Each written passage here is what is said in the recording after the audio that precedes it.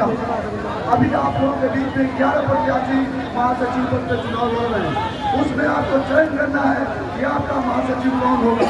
मैं अपने बारे में आप लोगों को बताना चाहता हूँ कि हाई कोर्ट बार एसोसिएशन का एक बार आप लोगों ने नियुक्त किया था।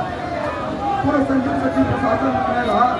आप लोगों के सहयोग और समर्थन से मैं 2010 में ज्वाइंट सेक्रेटरी जनरल पद पे आप लोगों ने आपका आशीर्वाद सहयोग समर्थन मिला था।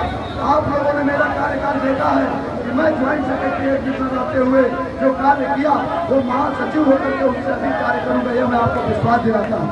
मित्रों, जहाँ तक नहीं बात की यहाँ पर कांग्रेस के साथ जो हमारे अधिवक्ता बंधुओं के साथ जो अपमान किया जा रहा है, जो हमारे अधिवक्ताओं के सम्मान के साथ खिलवाड़ हो रहा है, उस पर भी विचार होना चाहिए। आपका महासचिव ऐसा हो जो जिसके भनक से, जिसके हनक से हमारे जजेस के अंदर ये डर पैदा हो जाए कि महासचिव ऐसा आ गया जो अगर तो मैं आपको विश्वास दिला देता हूँ उसी समय उसी क्षण पोस्ट कार्ड का बहिष्कार हो जाएगा। मैं आपको विश्वास दिलाता हूँ। मित्रों, आप लोग कहते होंगे जब जब अधिवक्ता हित की लड़ाई आती है पूरे वर्ष मैं आप लोगों को कंधा से कंधा मिला के चलता हूँ। मैं चुनाव के समय आपके बीच में नहीं आता हूँ। मैं पूरे वर्ष आपके अधिवक्ता हित की लड़ाई लड़ता रहता हूँ, आपके कंधा से कंधा मिला के चलता हूँ। तो अगर चुनाव आया है तो उसमें विचार करना है कि क्या पूरे वर्ष कौन ऐसा जो उम्मीदवार है वो आपके बीच में रहा है। मित्रों, चयन करते समय बहुत सारी चीजों पर आपको ध्यान देना होगा। आपके बीच आएंगे और इस मंच से बड़े बड़े वादे करके चले जाएंगे। मैं पूछना चाहता हूं कि साल भर का आपका कार्यकाल था, क्या आपने अधिवक्ता हित का कार्य किया? क्या आपने अधिवक्ताओं के सम्मान की रक्षा किया? आपके कार्यकाल में क्या चीजें हुई? क्या किसी से छिपा हुआ नहीं है कि हमारे अधिवक्ता बेइज्जत होते रहे और आप देखते रहे? क्या आपने किया? कौन से अधिवक्ता के इशू पे आपने अपना आंदोलन किया? इस मंच के माध्यम से बता दें। मित्रों, अन्य जो भी प्रत्याशी चुनाव मैदान में है, हमारे पद पर चुनाव लड़ रहे हैं, उन प्रत्याशियों का प्रत्याशा को देखना होगा। आपको यह विचार करना होगा कि क्या अगर ये इस समय अपनी ताकत का प्रयोग कर रहे हैं और अगर वो इस ताकत का प्रयोग जीतने के बाद अपना पर्सनल हित साधने में काम करेंगे तो इस बार का हित कैसे होगा? बार का हित वही कर सकता है जो आपके अधिवक्ता के दर्द को समझता हो। मैं इस इलाहाबाद हाईकोर्ट में 2001 से वकालत से आया। मैं अधिवक्ता परिवार में जन्मा हूँ, अधिवक्ता परिवार को मैं जानता पहचानता हूँ। अधिवक्ताओं की समस्याओं की बड़ी संजीवनी से मैंने देखा है, समझा है, उस दुख दर्द को मैंने झेला है, देखा है, तो आप लोगों के बीच में आया हूँ। मित्रों, जैसा कि बताया जा रहा है कि चेम्बर अलॉटमेंट को लेकर के चेम्बर अलॉटमेंट होने जा रहा है। आप लोगों को पता है कि स्टेट गवर्नमेंट ने पैसा दिया और यह चेम्बर बनकर के तैयार होने जा रहा है। आने वाली कार्यकारिणी इसका अलॉटमेंट करेगी। क्या यह पैसा जो लिया जा रहा है या देने की बात आ रही है, यहाँ तक ये उचित है? इस पर मेरा अपना विचार है कि अगर आप लोगों ने मुझे महासचिव पद पे चयन किया तो मैं आप लोगों को इस मंच के माध्यम से वादा करता हूँ 1 भी रुपया आपका नहीं लगेगा। मैं आपको वादा करता हूँ दिया जाएगा, कोई पैसा आपसे नहीं लिया जाएगा। ये मैं इस मंच के माध्यम से वादा करता हूँ और यह विश्वास दिलाता हूँ कि अगर आप लोगों ने मुझे महासचिव पद पे चुना तो 1 रुपया चेम्बर अलॉटमेंट में नहीं लगेगा, क्योंकि इलाहाबाद हाईकोर्ट की उतनी जिम्मेदारी है जितना कि हाईकोर्ट बार एसोसिएशन की। अगर उत्तर प्रदेश सरकार ने चेम्बर के लिए पैसा दिया है तो इलाहाबाद हाईकोर्ट को कोई अधिकार नहीं है पैसा लेने का। मैं आप लोगों को विश्वास दिलाता हूँ। जहाँ तक कंटीजेंसी फंड को लेकर के है, आए दिन हमारे अधिवक्ताओं की तबीयत खराब होती है, बीमार होते हैं, उनकी मृत्यु हो जाती है, उनके आश्रितों को कितना झेलना पड़ता है।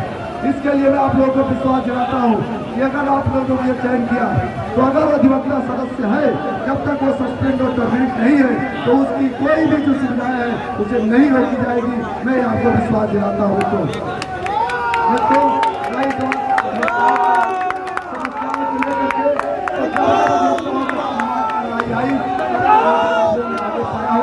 ये मैं आपको विश्वास दिलाता हूँ। कहीं भी अगर आप लोगों ने मुझे चुन के भेजा तो किसी भी अधिवक्ता के साथ खिलवाड़ नहीं होने दूंगा, ये मैं आपको विश्वास दिलाता हूँ। और रहा जजेस की बैठने को लेकर के तो मैं आपको विश्वास दिलाता हूँ जिस दिन आप लोगों ने महासचिव पद पे चुना उस दिन से ही सभी न्यायालय अपने समय से बैठेगी, समय से लंच करेगी और समय से जो है ये मैं आपको विश्वास है। ऐसा नहीं होगा कि आप लंच करें और हम आपके कोर्ट में खड़े रहें, ऐसा नहीं होगा। आए दिन और जिस भी जज को जो मन करता है, मनमानापन करता है, ये नहीं होगा। मैं आपको विश्वास दिलाता हूँ, मनमानापन के खिलाफ मैं लड़ाई लड़ा हूँ और लड़ने का मुझे पूरा बखूबी जो है अनुभव है। इस अनुभव का लाभ आपको जीतने के बाद मिलेगा, ये मैं आपको विश्वास दिलाता हूँ। मित्रों, सभी अधिवक्ता बंधुओं से मैं अनुरोध करूंगा कि अगर आपको एक मजबूत बार चाहिए, एक मजबूत सेक्रेटरी चाहिए, तो आप लोग हमारा इतिहास जरूर देखिएगा कि मैं जब ज्वाइंट सेक्रेटरी एडमिनिस्ट्रेशन था तो उस समय भी लोकतांत्रिक प्रक्रिया के खिलाफ तमाम आंदोलन हुए। हमारे पश्चिमी उत्तर प्रदेश बेंच को लेकर के 2001 में 90 दिन का हड़ताल चला था। आप यहाँ बैठे हुए सभी हमारे अधिवक्ता बंधुओं ने मेरे आंदोलन को देखा है कि 90 दिन के आंदोलन को किस गति से चलाया गया। कभी हम लोगों ने रथ रोका, ट्रेन रोका, कभी हम लोगों ने शव यात्रा निकाला, तेरही किया, पिकेटिंग कमेटी बनी और हम लोगों ने जंग जीतने का काम किया।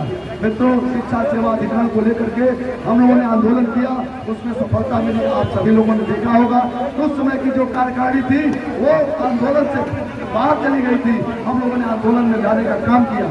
अभी आप लोगों ने देखा हापुड़ कांड को लेकर के अभी जो है अधिवक्ताओं के साथ जिस तरह से बर्बरतापूर्वक पिटाई हुई थी, उसके खिलाफ जो आंदोलन हुआ, हमारी वर्तमान कार्यकारिणी जो थी वो भी आंदोलन से हट गई थी। हम लोगों ने आम सभा बुलाया, आम सभा बुलाने के हमने संचालन किया और उस आंदोलन से आगे बढ़ाया। ये किसी से छिपा नहीं हुई। जितने भी प्रत्याशी मैदान में है, आप सबका इतिहास जरूर देखिएगा।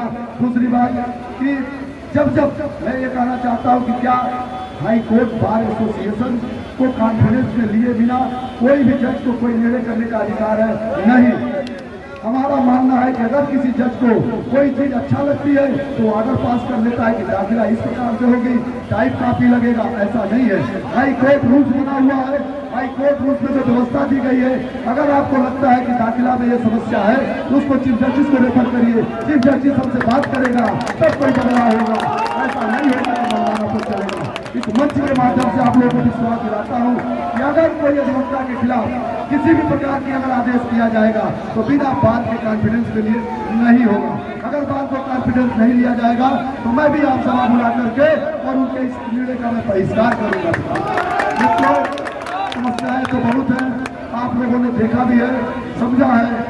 अभी जो कोरोना काल चल रहा था, मैं पूछना चाहता हूँ इतने प्रत्याशी थे, ऑनलाइन से सारी दाखिले हो रहे थे, सारे बहस हो रहे थे, ऑफलाइन कराने के लिए कितना मेहनत करना पड़ा? क्या इसे 11 प्रत्याशी में तो कोई आगे आया? ये जरूर पूछिएगा। मैं आप लोगों की लड़ाई लड़ा और हमने ऑनलाइन से ऑफलाइन कराया, ये सभी से छिपा हुआ नहीं है, सबको पता। मित्रों, मुझे आप लोगों को सिर्फ इतना कहना है कि अगर इतिहास देखेंगे, अगर किसी नेता का इतिहास देखेंगे कि क्या पूरे वर्ष आपकी लड़ाई लड़ता है तो उसे चुनाव जिताइएगा, जिससे क्या होगा कि जीतने के बाद अगर वह प्रत्याशी जीतता है तो अगले जो आने वाले प्रत्याशी है वो पूरे साल मेहनत करेंगे और तब प्रत्याशा अपने देंगे। और आज माना जाएगा कि जो अधिवक्ता, जो नेता पूरे साल आपको आंदोलन करेगा वही रहनुमाई करने का अधिकार है।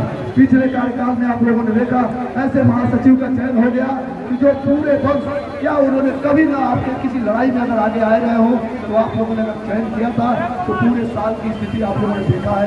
बात की स्थिति कहाँ जा रही है? मैं आपको विश्वास दिलाता अगर आप लोगों ने चयन किया तो मैं बात की गरिमा वापस लाने का काम करूंगा। अधिवक्ता के माध्यम से धन्यवाद। जय अधिवक्ता, जय शिवाजी, जय जय भारत।